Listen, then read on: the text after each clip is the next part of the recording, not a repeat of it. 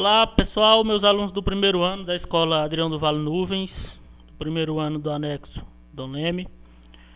Sou o professor Márcio do Carmo e vou começar mais uma aula aqui que tem como tema a origem da vida, que é o novo conteúdo de vocês. Vou começar falando das ideias modernas sobre a origem da vida. Primeiramente, existiam duas ideias, que era da geração espontânea e também da biogênese. Então, durante muito tempo, houve um embate entre essas duas teorias, a biogênese versus biogênese. Enquanto que a biogênese defendia que a vida poderia surgir de seres sem vida, de seres inanimados, como pedras, como minerais, a biogênese defendia e defende até hoje, que é a ideia válida, que a vida só poderia surgir de uma outra vida, certo? Então, surgiram por muito tempo o embate aí entre essas duas ideias. Então, quem perdeu, né? Quem perdeu o crédito foi a teoria da geração espontânea, também conhecida como a biogênese.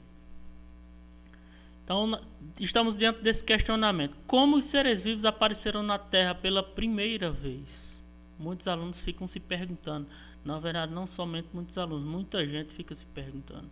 Então, há duas teorias sobre esse assunto: a teoria da evolução molecular e a hipótese da panspermia, que eu vou mostrar para vocês. A evolução molecular acredita que a vida surgiu após um longo processo de transformações químicas, onde compostos inorgânicos da Terra primitiva reagiram e formaram as moléculas orgânicas. Quais são esses compostos inorgânicos? São amônia, gás metano, entre outros. Esses compostos eram bastante abundantes na Terra primitiva. Então, eles reagiram e puderam formar, segundo essa teoria da evolução molecular, puderam formar as substâncias orgânicas que são a base das moléculas que formam as células vivas, como aminoácidos, açúcares, bases nitrogenadas e ácidos graxos. Houve recombinação dessas moléculas, originando moléculas mais complexas.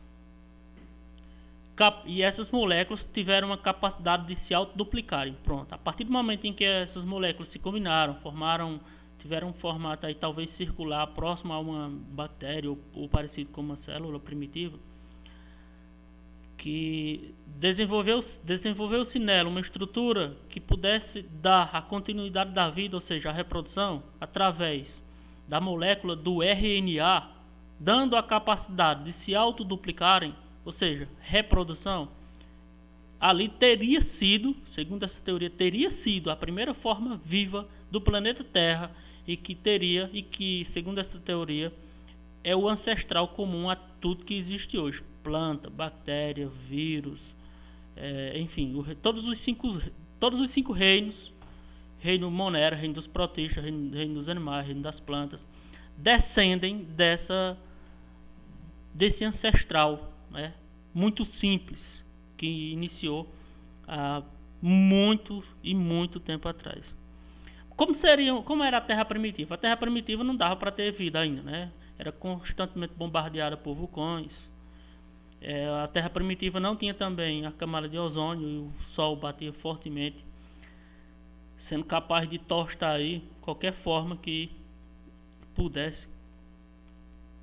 Qualquer forma como nós temos hoje, né, seria tostada, aí seria praticamente torrada aí, se não existisse a camada de ozônio. Dos primeiros cientistas que reforçam essa teoria da evolução molecular é Oparin e Haldane, na década de 1920. Eles acreditavam que essas descargas elétricas do Sol, dos raios ultravioletas, a Terra era constantemente também bombardeada por raios, porque chovia bastante, altas tempestades. Esses raios, eles, digamos que, provocaram reações químicas nos compostos da Terra primitiva. Quais são esses compostos? Hidrogênio, muito gás metano, amônia, água, e transformaram esses compostos aqui em aminoácidos, em substâncias orgânicas que são a base da matéria viva. Esses aminoácidos, essas substâncias orgânicas, teriam aí formado as primeiras estruturas, digamos que circulares, estruturas orgânicas. E essas estruturas orgânicas eram chamadas de coacervados. Esses coacervados não seriam ainda as primeiras células. Eles só passaram a ser as primeiras células depois de muito tempo, depois de muita evolução. Depois que também tiveram a capacidade de se autoduplicar, ou seja, de reprodução a partir da presença de um RNA. Então, eles teriam formado as primeiras células. Como seriam essas primeiras células? Unicelulares, eram procariontes, parecido com as bactérias que são procariontes. Heterótrofas, ou seja, não produziam sua própria energia. Possivelmente a alimentação seria por partículas inorgânicas presentes no meio, e também através da fermentação. Existe uma outra hipótese, que é a hipótese da panspermia, aquela que acredita que as substâncias precursoras da vida vieram do cosmos, ou seja, vieram do espaço.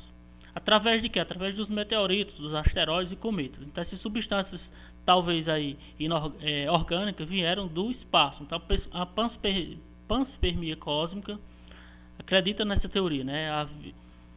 Esporos com vida vieram de carona através dos meteoritos.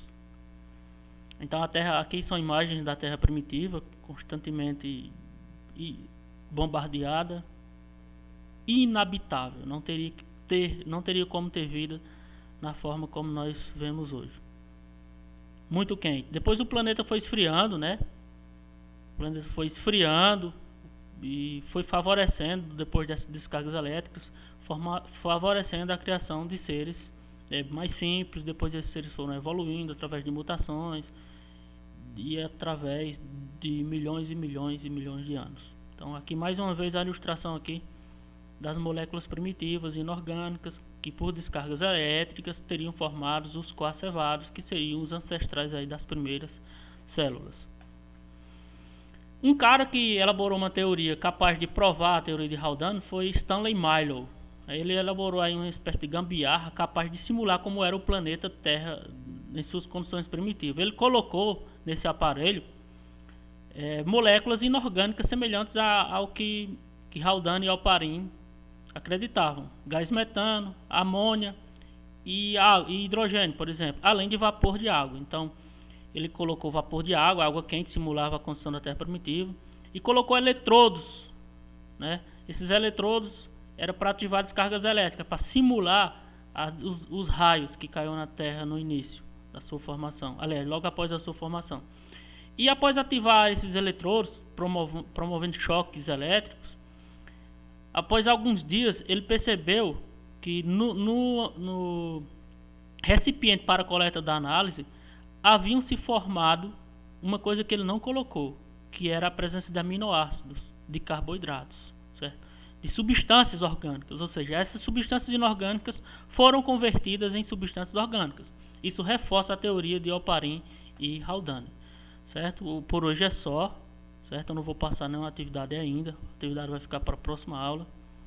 E aproveitem, revejam esse vídeo novamente a qualquer momento. Eu só quero que vocês, lá no grupo, escrevam o nome de vocês, digitem o nome de vocês, confirmando que visualizaram essa aula. A atividade é apenas essa.